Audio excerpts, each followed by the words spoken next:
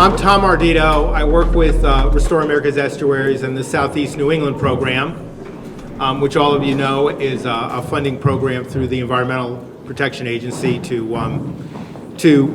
restore coastal ecosystems in southeastern Massachusetts and throughout Rhode Island. I'd like to welcome you all here today, and many thanks to the city. Thank you for your flexibility in switching locations at the very last minute. Would have been nice to be out at Riverside Park and see some of the work that's going on out there, but this is such a great location, and it's great to have everybody together, and I'm grateful to all of you for being here. We have a great lineup of speakers, and I'll introduce the first one momentarily.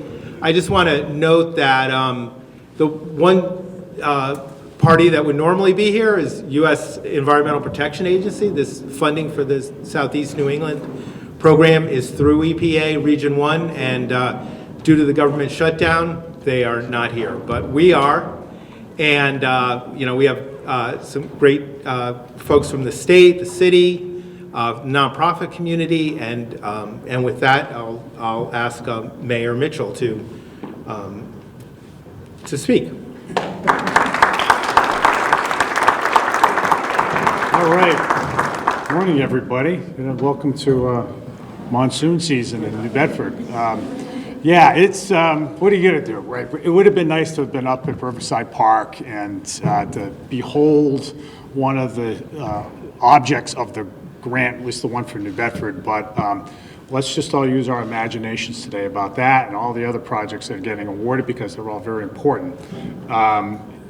This is not a bad backdrop to make the point about coastal restoration, after all, because we are here by the coast, and the coast is pretty active, and so we need our coastlines to be that buffer that these grants try to backstop. So, welcome everybody to a drier place, and we're just really pleased to kick things off here.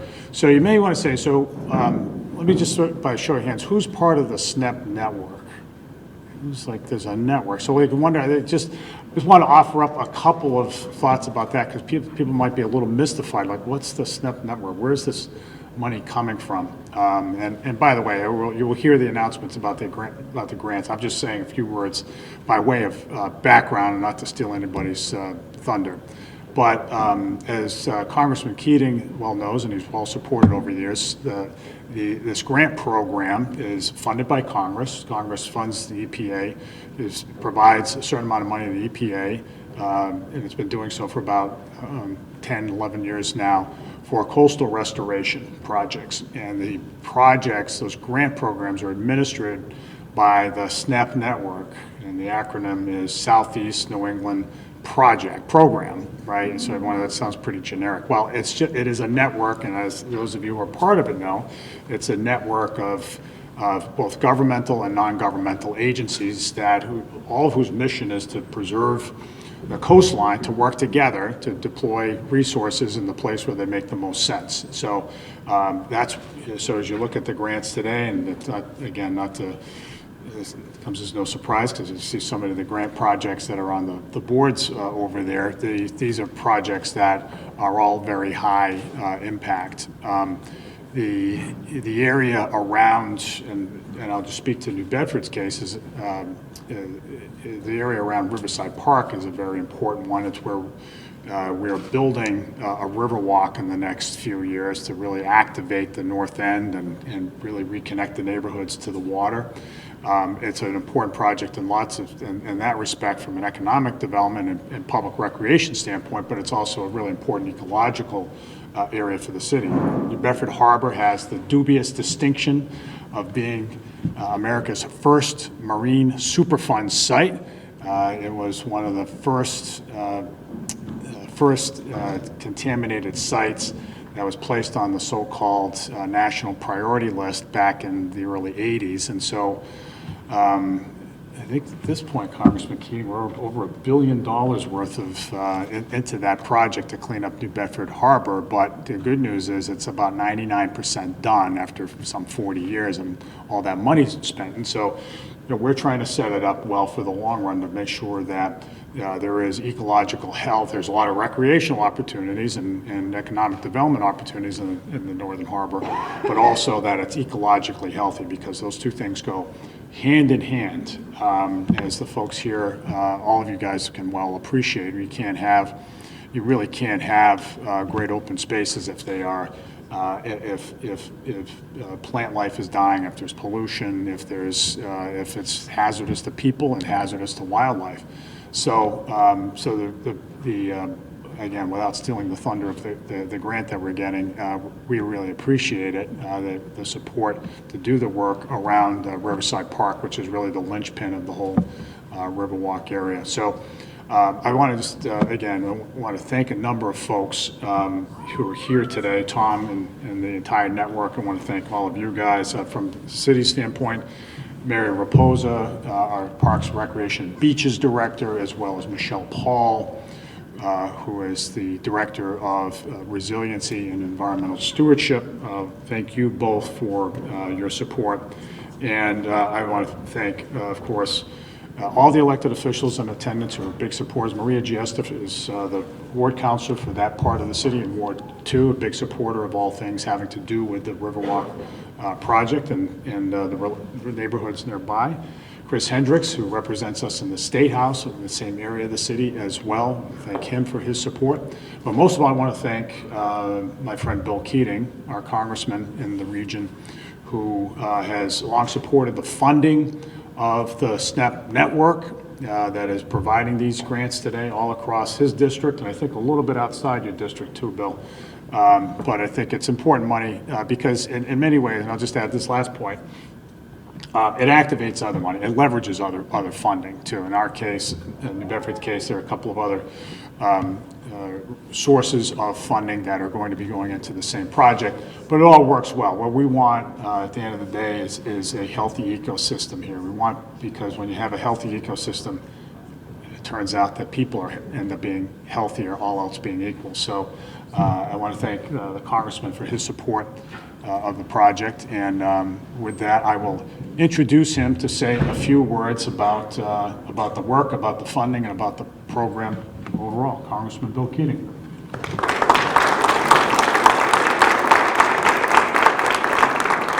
Well, thank you, John, and thank everyone that bared the weather to come here. It definitely is a water theme here, physically, and I think importantly. I think one of the things that Mayor Mitchell just mentioned that's important to give emphasis to the SNEP program and what we're doing is he was referencing the work that was done on the harbor and the harbor cleanup, and he mentioned the cost of doing that and the time and the effect that it had and how much was put into that to bring it back as far as we can. And with SNEP, the emphasis is to deal with these issues holistically, to have nature heal itself, to deal with it on the front end so it's more cost effective, so that the pollution and other things aren't introduced in the first place. So as we're celebrating these grants here today, it's important to remember the importance of that and how you can do so much with so little bit of money and be so effective. The other thing that's important, and when we sat down years ago now, myself and Senator Jack Reed, the two of us, myself in the House and Jack Reed in the Senate, because it's a Massachusetts, Rhode Island emphasis on so much of this. When we sat down at that stage, we talked about how this really fit a need, and it wouldn't cost, in federal government terms, a huge amount of money, but how effective it is, because this is leveraged money. The recipients here, this isn't just them getting the funds from SNEP, from a SNEP grant. They have put so much into this themselves already, and they have partners. So it's not always just one partner at all, multiple partners. And what they needed was something to take them over the finish line. And that something comes into actual funds to implement some of these projects we're going to talk about, but also to give the technical resources there that they don't have as a community, but that they can do it with this help to take them to that next step. And it even goes further in terms of the leveraging. And this is what I'm beginning to see more and more with this program that's now over $70 million since we started it. It's the fact that once these projects and these coalitions are put together to deal with an issue, they become a model themselves for other types of initiatives around the whole country. And so this is the most valued money, among the most valued money I think that we could allocate to it. But it's just not money.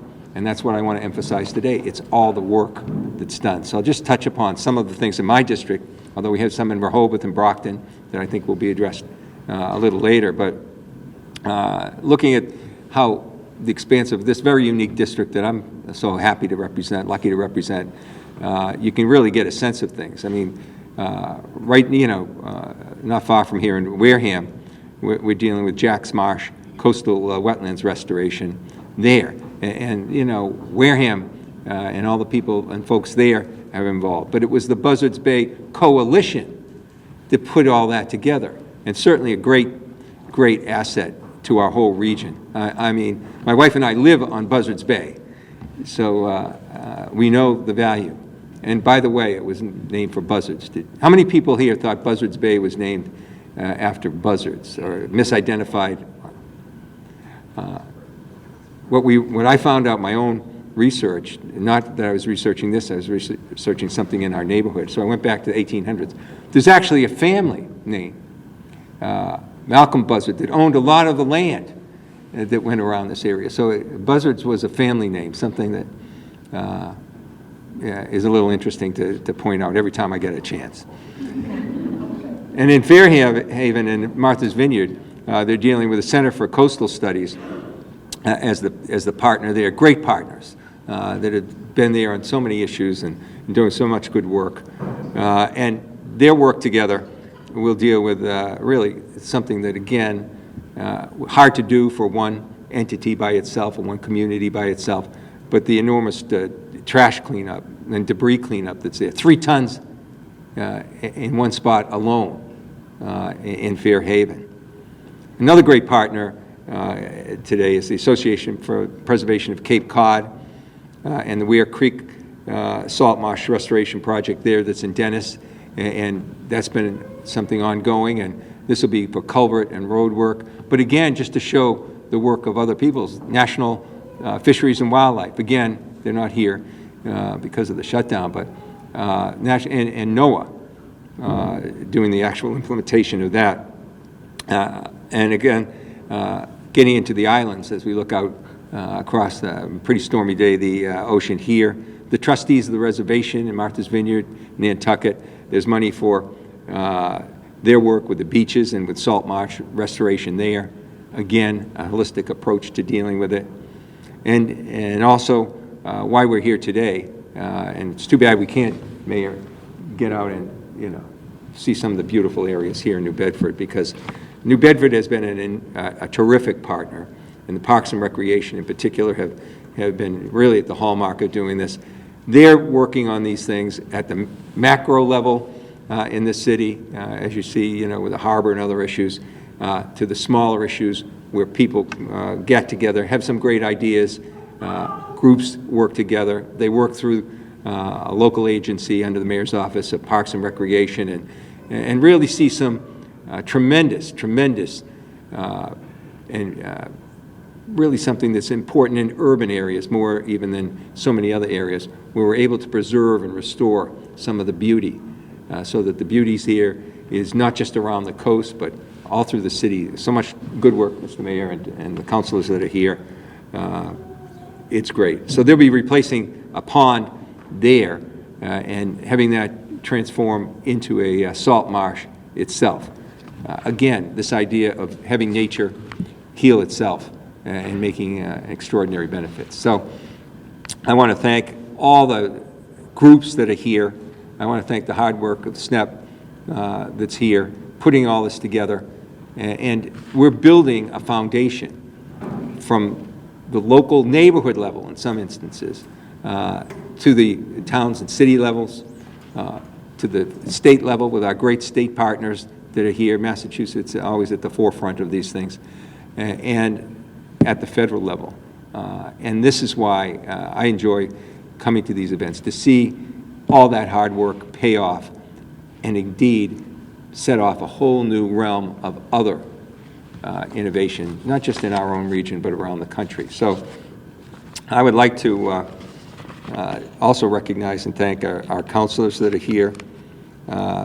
Chris Hendricks is always here as well, and our next speaker, Maria Gesta, who is here and such a big advocate for these things, both of them at this level. So we're here in New Bedford where so many good things are happening, so many great economic things are happening, but so many important environmental things are happening. It makes it a unique city, a city that's on the move forward, and a city that comes together just with issues like this, where they take individual ideas from citizens to neighborhood groups to local organizations and to their own agencies. That is how government is supposed to work, to help people, filling those gaps that they can't do themselves. So thank you so much. This is a great day.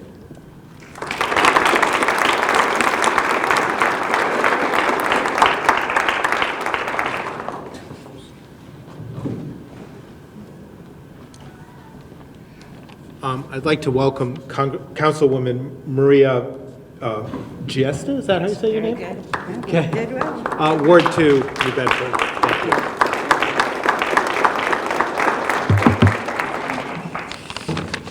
you. Good morning, everyone.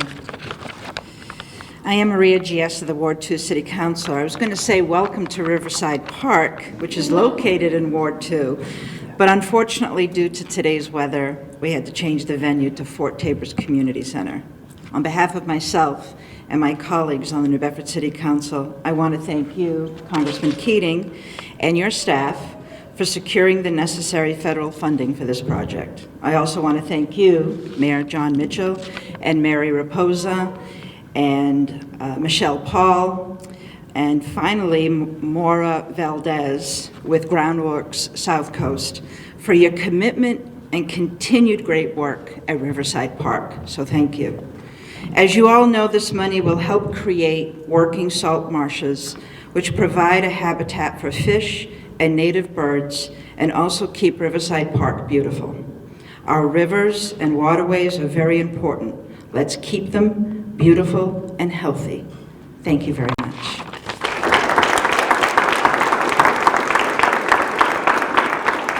Thank you, Maria, and I have the pleasure of introducing Chris Hendricks, State Representative. Thank you. Hello, everyone. When the Speaker of the House, Ron Mariano, gave us an umbrella for Christmas a couple years back, I was like, all right, well, came in a lot handy today. So I just want to be brief and thank, of course, the EPA, but of course, Congressman Keating for always keeping his attention here on the South Coast. It wasn't too long ago that we were celebrating, millions of dollars coming into Buttonwood Park for that, that cleanup and that work. So I'm really glad that we have someone in Washington who's prioritizing, environmental safety, environmental well-being here in our community, because we sure as heck need it. The mayor mentioned our cleanup that's being done in our waterways here, which is phenomenal, and it's allowed us to develop, it's allowed us to build, and we're going to keep that momentum going.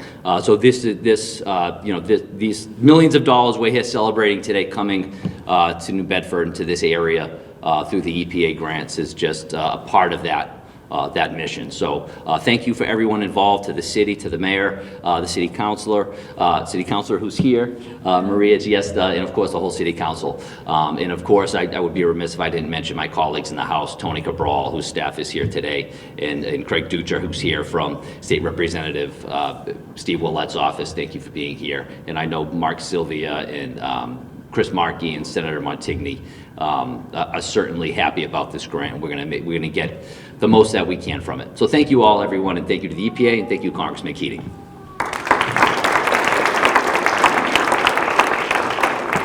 Thank you, Representative Hendricks.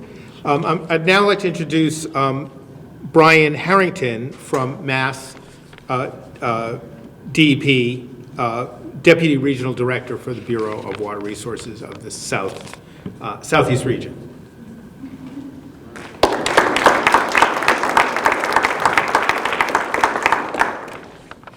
Thank you for inviting us today.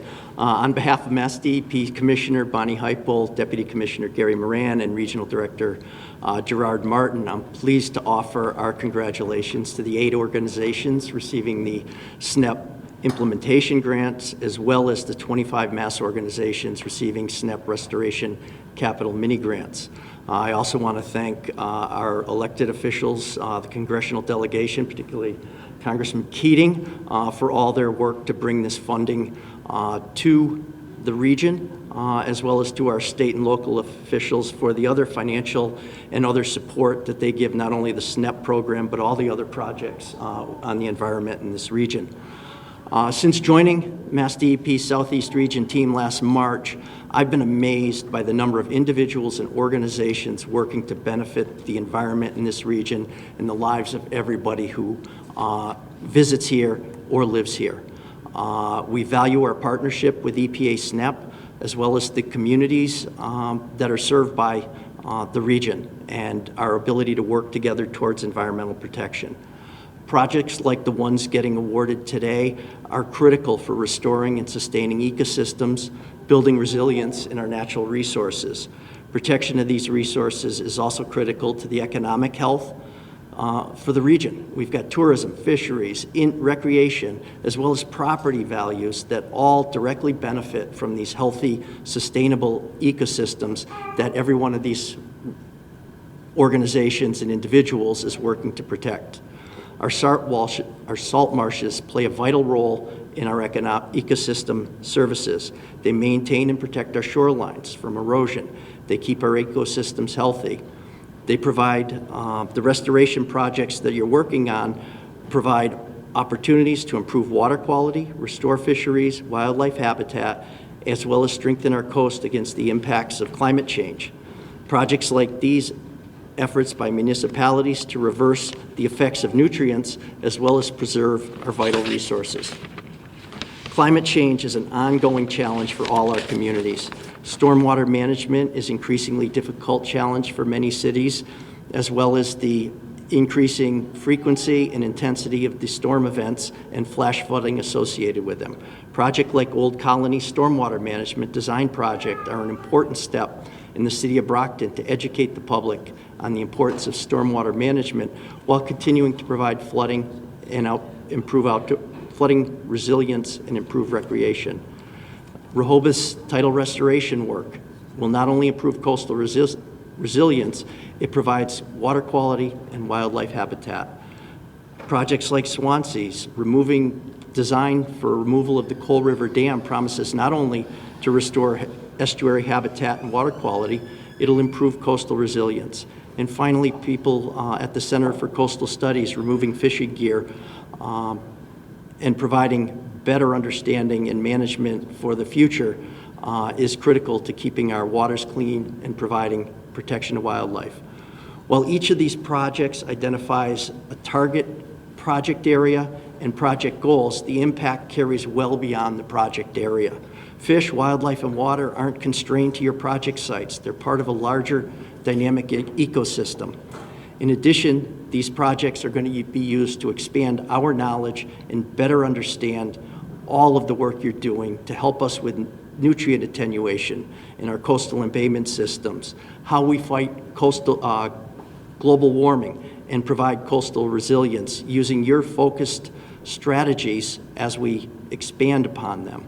On behalf of Mass DEP, I'd like to say thank you to Tom, the SNEP community, and all of the applicants and those that dedicate their time, effort, and energy toward environmental stewardship. It's our collective effort that ensures we have healthy spaces to thrive in our communities. And I look forward to working for all of you in the coming years on these projects. Thank you.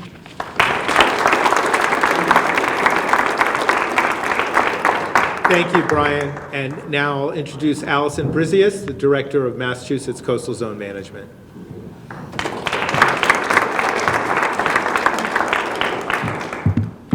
Thank you, Tom. Good morning, all. As Tom said, my name is Allison Brizius, and I am the Director of the Massachusetts Office of Coastal Zone Management. I'd like to express my thanks, Tom, to you, RAE, the SNEP program, for inviting us here today, to Mayor Mitchell and Congressman Keating for all of the work they've done hosting us, and most importantly, Congressman, bringing these resources to our Commonwealth, and to all of our elected officials, Representative Hendricks and the City Council. Thank you so much. Now, importantly today, I'm here representing the Buzzards Bay National Estuary Program, and I'm not the person you would normally expect to be doing that. For the last 36 years, that has been the work of Joe Costa, who I think so many of you know. He has committed sort of tireless hours and years of work to building the partnerships with SNEP, with the community partners in Buzzards Bay, and with all of you here today. So I just want to take a moment to acknowledge him and thank him for his amazing work. I know that many of the projects here have partnered with him in some way, so thank you. Now, the Buzzards Bay National Estuary Program finds its home within CZM in the Commonwealth, and its programs, as well as CZM's programs and those of our sister agencies that you've just heard from Brian, and we'll hear soon from Beth in the Division of Ecological Services, have been strong and committed partners of the SNEP network since its inception in 2014. This partnership with SNEP is a natural fit for all of us. We share a common goal of promoting clean water, healthy habitats, resilient ecosystems, and sustainable communities in our coastal watersheds. Our programs also have real connections. We work together by sharing knowledge, promoting innovative approaches, and leveraging investments in our environmental resources. This partnership and partnerships like this across southeastern Massachusetts and the Commonwealth have been able, as the Congressman mentioned, to leverage resources from local resources through the state to federal resources to see some of these really big and critical projects see their way from an idea, from inception, through to construction and reality, and continuing to benefit the resources that we all enjoy in our natural habitat, and, as you said, stemming some of our challenges at the source, intervening at the most cost-effective moment in our programs and processes. Brian named so many of the wonderful Massachusetts programs that are here. I'll just highlight two more that have seen that leveraging happen. Jack's Marsh, as well as the Riverside Marsh, have both benefited from a combination of resources at the state level and the federal level and through local projects. So we're excited to see them and all of these wonderful projects. The more than $1.3 million in SWIG investments see their way through to these critical next steps and into reality, as well as the dozens, I think it was 25, 28, so many mini capital grants that are providing critical resources to projects to allow them to continue. So we all know the need is clear and that it's matched by the steadfast commitment of our local municipalities and our organizations on the ground committed to getting these projects done. And that for the last 10 years, SNEP has been that committed partner, providing critical resources to protect our water quality, ecological health, diverse habitats for a resilient future. So we in the Healy-Driscoll administration, we share this commitment, and we know how important our part of that leverage equation is and how much more work there is to do. And that's why in June of this year, Governor Healy filed the Mass Ready Act, an act to build a resilient Massachusetts communities. This environmental bond bill proposes a historic investment in our environment and infrastructure, and it authorized the largest environmental investments in Massachusetts' history. With priorities to strengthen infrastructure, invest in local economies, and protect our water and nature, Mass Ready includes so many authorizations, and I promise I will not name them all here today. But it includes resources that would allow so many of the projects here today and many more like them to continue and ensure that they are able to thrive through the future. So I just want to thank again SNEP and all of our partners. our municipal partners, and really another huge thank you to our congressional delegation and Congressman Keating. Without their support for SNEP, the National Estuary Program, and CZM, we wouldn't be here today. So thank you, and looking forward to this collaboration and many projects to come.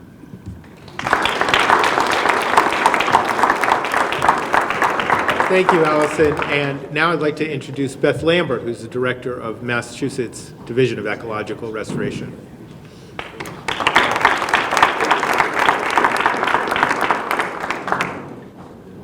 Morning, everyone. Can you hear me okay? Yeah, okay. As Tom said, I'm Beth Lambert. I'm the Director of the Massachusetts Division of Ecological Restoration. We're a state agency. We're part of the Department of Fish and Game. And my colleague from DER, Kate Benson, is here with me today. She's way in the back. And if you have a moment, stop by and check out the Broadmeadow Brook poster in the back that Kate is showing off. So my main role in the next few minutes is to say some really great things about SNEP and wrap up with something that our department is doing in partnership with the administration. So the mission of my division is to restore and protect rivers, wetlands, and watersheds for the benefit of people and the environment. We work with cities, towns, nonprofits, landowners, and many others across the Commonwealth on projects that restore rivers and wetlands. We have around 60 projects underway right now across the state. And in addition, we're also supporting the Buzzards Bay Restoration Partnership in identifying and implementing high-value ecological restoration projects in the Buzzards Bay region. So the mission of my division overlaps significantly with the mission of SNEP. We collaborate together and we work towards similar goals. There's projects that we are both supporting, and there's several of those in the room today, and then there's also projects that SNEP is supporting that we're not involved in, and we cheer those on, enviously from the sidelines. So over the years that SNEP has been growing and establishing itself, there's really three things that SNEP contributes that are unique and critical for our natural resources and for climate resilience in this region. First, the SNEP program helps build community capacity. Municipalities, nonprofits, and others really want to do this kind of work. Everyone wants to unleash the power of nature to help us adapt to climate change. But municipalities and landowners lack the capacity. They lack the technical expertise often, or they have the technical expertise, but they lack the resources. And SNEP is a unique organization in that it plugs that capacity gap. Second, the SNEP program invests in testing innovative solutions and tools for addressing common environmental problems. Not only does SNEP invest in testing solutions, but SNEP then brings together all the practitioners and interested stakeholders in the region to share knowledge so that the results of that experimentation and innovation can be spread across the entire region. And then finally, SNEP really helps communities focus on the power of nature to help us deal with climate change. And this is particularly relevant on a day like today where we've got water lapping around our ankles and we've got water coming down on our heads. The Commonwealth is advancing one particular initiative in addition to what Allison just mentioned about Mass Ready that I want to mention to you. And this is near and dear to my heart. In August, the Healy-Driscoll administration released a 25-year plan to protect and restore nature across Massachusetts. This plan, known as the Biodiversity Conservation Goals for the Commonwealth, is designed to rebuild nature, to sustain the health and well-being of residents in Massachusetts, to improve access to fresh food, and enhance the overall quality of life and economy for everyone. Two of the four pillars of that plan are particularly relevant for the work we're doing here today. One is restore. So this plan rolls out ambitious goals to restore 75% of key habitats by 2050. And then the connect goal references connecting people with nature throughout the state. And the projects that we see here today very much focus on that restoration goal and that connection goal. And then even more importantly, this plan includes recommendations for funding that will help to advance these kinds of projects. And the hope is that the biodiversity goals and plan will very much complement and strengthen and enhance the work that the SNEP program is doing across this region. So with that, I want to congratulate all the grantees. I appreciate so much the creativity and energy and strength that you bring to your work. Thank you.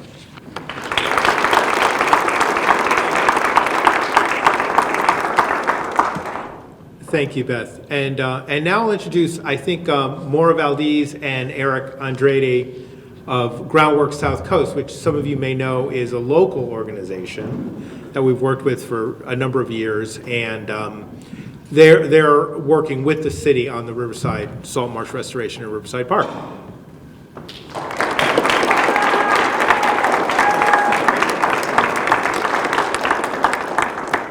Good morning, everyone. For any of you that don't know, I'm Maura Valdez, and this is my first day back from parental leave for 6 months, so I'm going to be, thank you.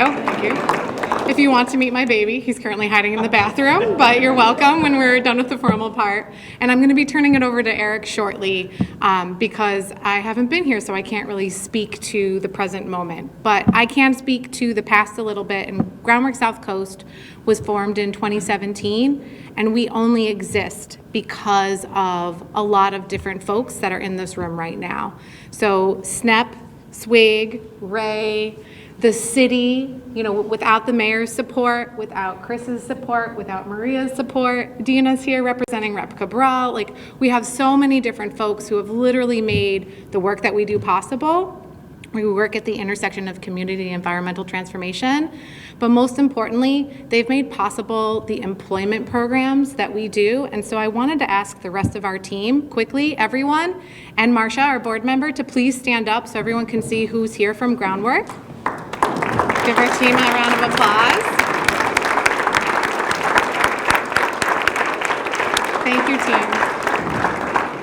team. So everyone here that you saw that stood up that's in green is a part of our Green Corps program, which literally only exists because of the supports that I mentioned.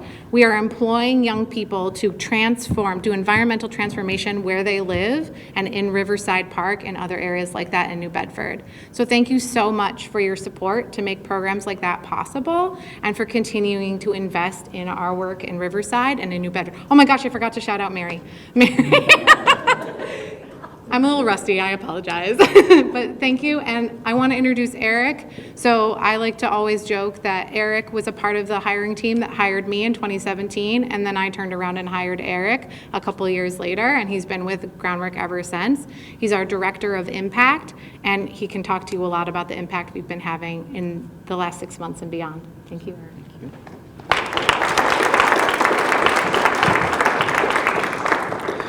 Hi, everyone. As Maura said, I'm Eric Andrade, the Impact Director for Groundwork South Coast.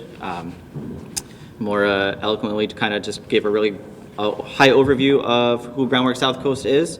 And I want to kind of expand upon that a little bit further. One of the ways that we really dive into the work that we do is with something that's called a resilience district model. And it's a unique model that is an equitable investment in specific environmental justice neighborhoods. For us specifically, that means the Acushnet Avenue neighborhood as our in the north end, where Riverside Park is. And that is to deepen resilience for people in the environment by addressing current and future climate impacts.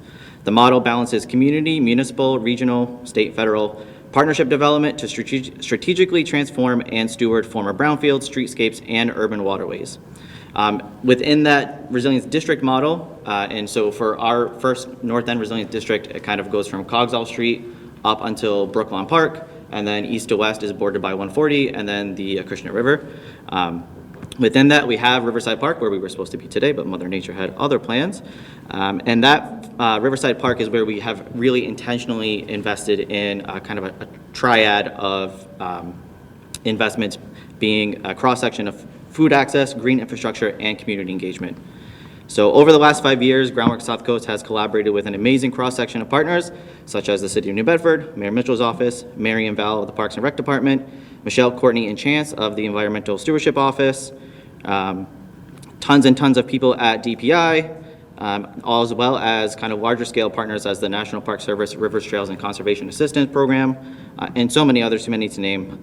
Together, we have accomplished some amazing transformative projects, all based on and rooted in the feedback of environmental justice residents, to echo Congressman Keating's point earlier, who are operating and living every single day in the neighborhood level and facing the inequities and the challenges that come up as they face.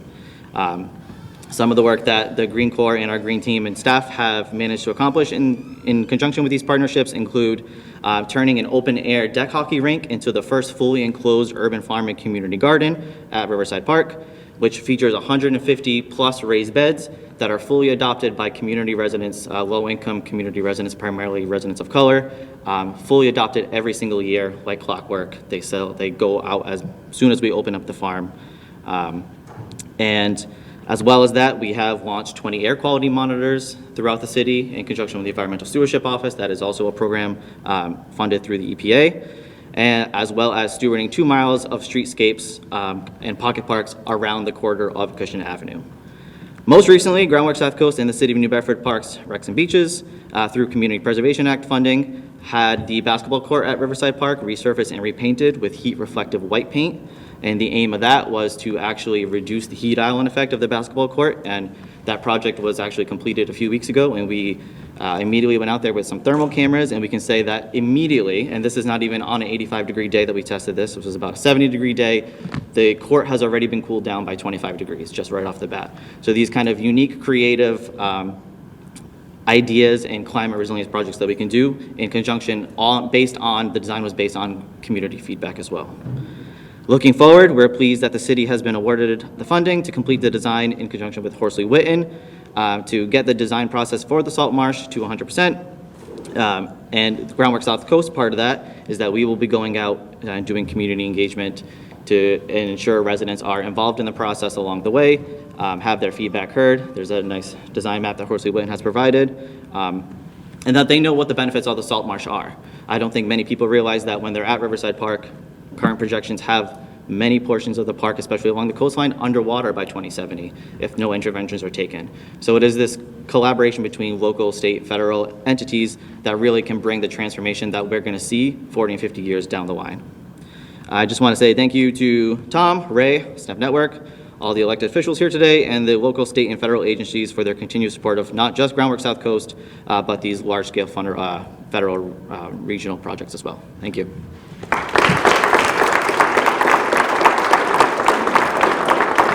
Thank you, Eric and Morik. And I'd like to thank all the speakers and say that we're so fortunate here in this region to have visionary elected officials like Mayor Mitchell and Congressman Keating and the councilwoman and state representative and who have, put in place a program like this that's so beneficial. And but it's also nice to be able to. Of course the Healy administration and really visionary state government that is really proactively working toward resilience and restoration and conservation. Now we can kind of transition a little bit and talk about the beneficiaries of this program, or partners, I should say, would be a better word. And I have the pleasure of introducing Alex, and I'm not sure I can say your last name correctly, but Gwalachensky? Okay. So, yeah, come on up, Alex. So within the SNEP program, the SNEP network, and Alex is senior program manager with the SNEP network, and she oversees more of the kind of technical assistance and capacity building work that Beth was alluding to, whereas my part of the program is more of the funding part. So Alex will talk about the network and the partners that they're working with and naming this year, and then I'll talk a little bit about the grantees. Thank you. Hi, everybody. Can you hear me all right? Great. Wow, it is a pleasure to be here today and to meet many of you for the first time in person. I'm actually wrapping up my first year supporting the SNEP network as the senior program manager, and it's just been, I can speak to a lot of what many in this room have already said before, that it's just such a collaborative effort, and it's been really a pleasure to get to know all of our partner organizations and the communities over this past year. And I'm excited to share a little bit more about what we have coming up. So first and foremost, on behalf of the New England Environmental Finance Center, the SNEP Network partner organizations, I want to thank Congressman Keating, as well as all of the other elected officials at the state to local and federal level, and the staff of EPA Region 1 for your continued support of this important program, as well as your thoughtful and innovative approaches to implementing this program over the last 10 years.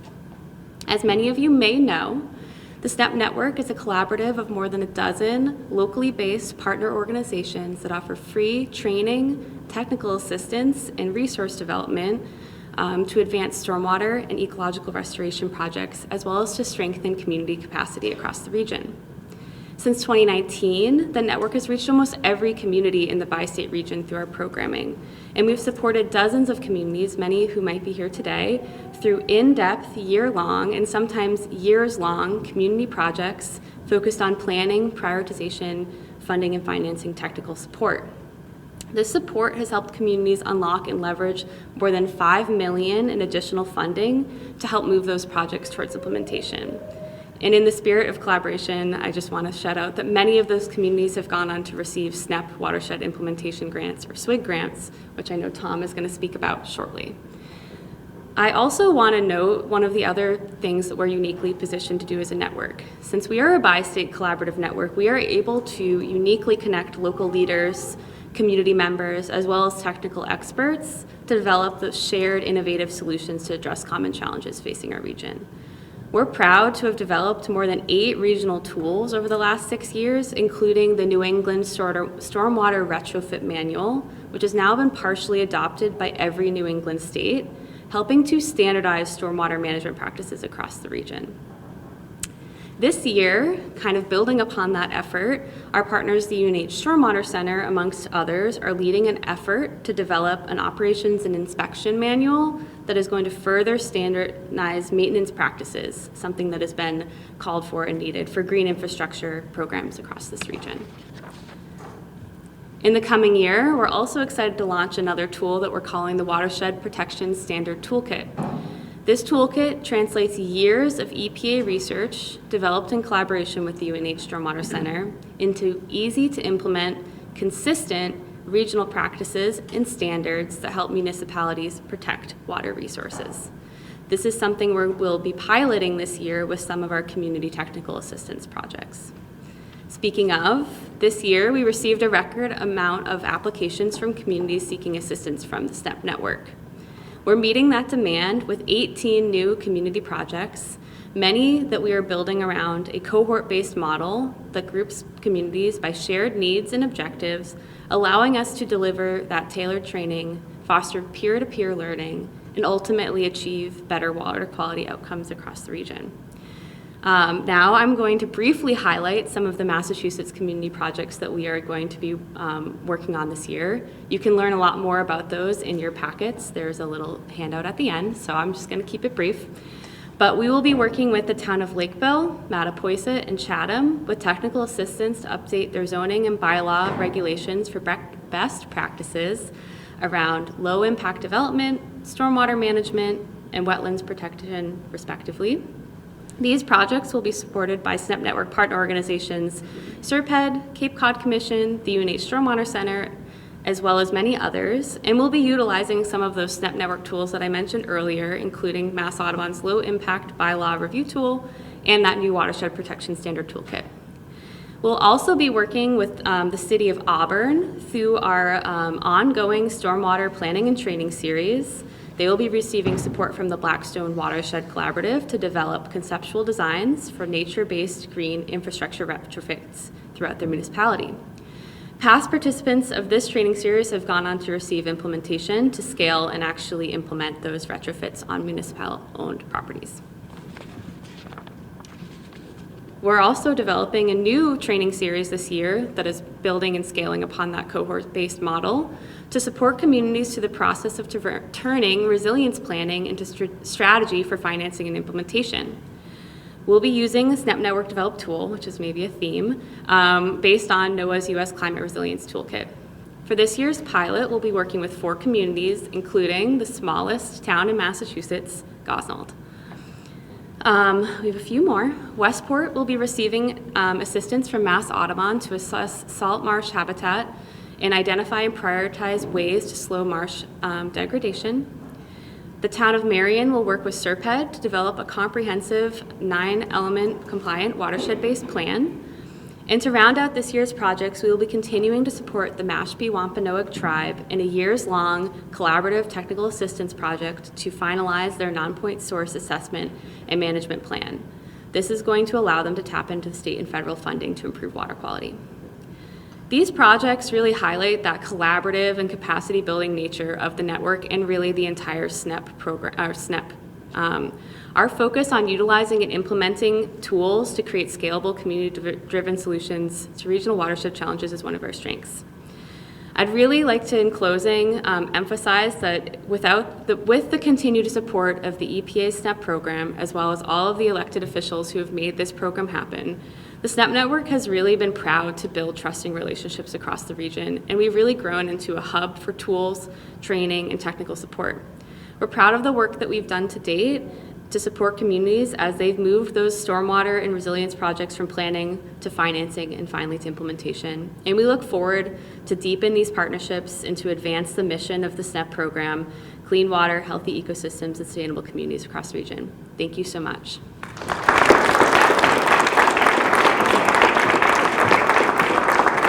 Thank you, Alex. And now I have the pleasure of introducing those who were funded under the SNEP Watershed Implementation Grants and the SNEP Restoration Capital Mini Grants. And let me just say quickly that, you know, altogether, I think we're funding about, I want to say 3.2 million between Rhode Island and Massachusetts, and it's more or less equally split between the two states. The SNEP Watershed Implementation Grants are our usual grant program, and those are larger grants up to $500,000 for multi-year projects.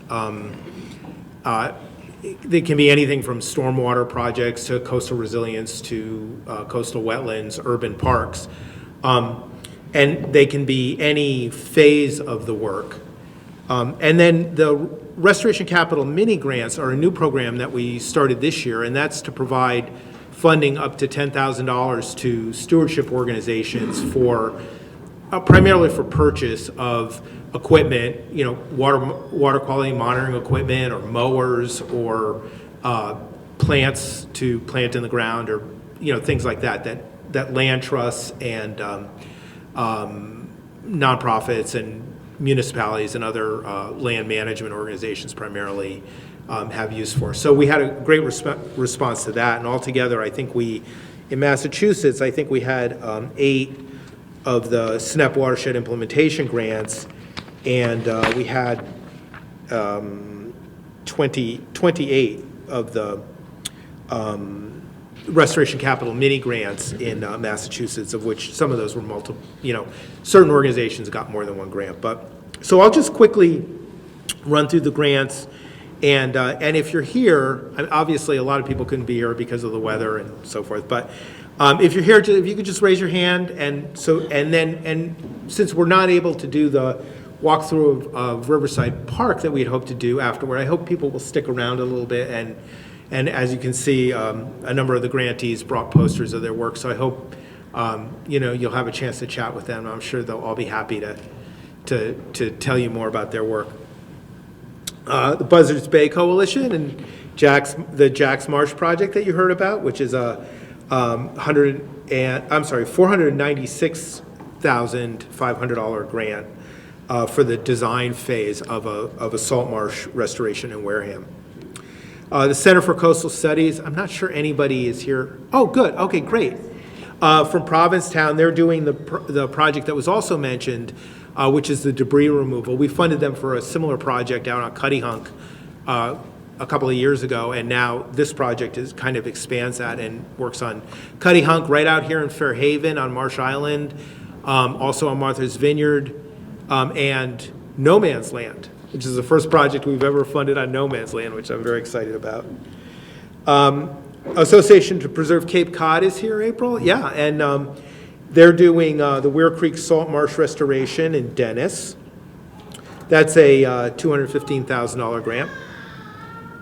The Rehoboth Land Trust, I think they're coming to the, is everybody here? Yeah, they're coming to the Rhode Island event that we're doing on Friday, which you're all invited to, by the way, in Providence. I think the weather will be nicer, I hope. They're doing a salt marsh restoration coastal resilience project in Rehoboth. And New Bedford, of course, Parks and Recreation, Mary's here, and of course, Groundworks is a partner on that. And as you've heard, the Riverside Salt Marsh Restoration is a small marsh at Riverside Park that is now kind of a brackish pond, but was historically part of the salt marsh there, as was the entire park before it was filled to put the mill there. So it's interesting to see kind of the evolution of that site, you know, when you think about it. And of course, the mayor alluded to the Superfund site cleanup and how that's been going on for 40 years. And I think it's really exciting here in New Bedford. And there's so much exciting stuff happening here in New Bedford. But on the environmental side alone, to see an area that had been, you know, at one time considered one of the most polluted marine sites in the world, and is now being cleaned up, and you heard about the great work that Maura and Eric and all their team are doing there, and to see it being transformed into an area that is a showcase for coastal resilience and environmental justice is just so rewarding and so gratifying. The town of Swansea, I'm not sure we have, oh, good, great, is doing design work toward removal of a small coastal dam on the Cole River. And that's a $105,000 grant, and it will restore estuarine habitat along the shoreline. A really important project. Is anybody here from the trustees of reservations? Oh, super, yeah. And you also heard a little bit about that. I think the congressman mentioned it, to do salt marsh and coastal resilience work out on the islands. And I know we have somebody from Old Colony Planning Council here. Okay, great. And their poster is right here, and they're working at DW Field Park in Brockton, Mass, and working on stormwater solutions and other, you know, greening improvements, pavement removal, and that kind of work at DW Field Park, which I had never been to until a few weeks ago when they showed me around, and it's a beautiful park. You know, I totally recommend, I think, is it an Olmsted Park? Was it designed by Olmsted or in the same? The brothers definitely visited. Okay.